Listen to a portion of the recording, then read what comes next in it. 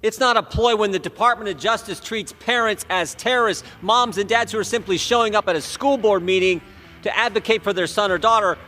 It's not a ploy when the FBI pays Twitter $3 million, not one, not two, $3 million to censor American citizens. It's not a ploy when the Department of Homeland Security tries to set up a disinformation governance board.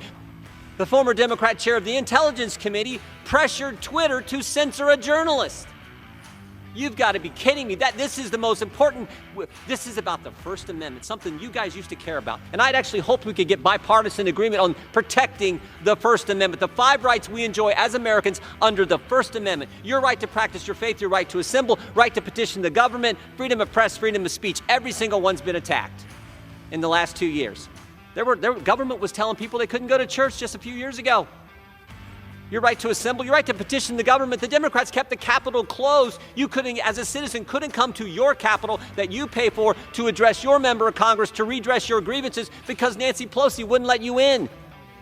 Freedom of the press, I just told you what the head of the Intel Committee tried to do to a journalist. The most important right we have, though, is your right to talk. Because if you can't talk, you can't practice your faith, you can't share your faith, you can't petition your government, the right to speak is the most important, and that's what they're going after. And that's why we've had dozens of whistleblowers come talk to us. We want to focus on that because we want it all to stop. We want the double standard to stop. This idea that if you're a pro-life activist, you're going to get your door kicked in, you're going to get arrested and handcuffed in front of your 7 kids and your spouse for simply praying in front of an abortion clinic and telling the guy who was harassing your son to knock it off. You're going to have the FBI raid your home. But the protest that went on, at Supreme Court justices' homes in the aftermath of the leak of the Dobbs opinion, no problem there. Americans are sick and tired of it.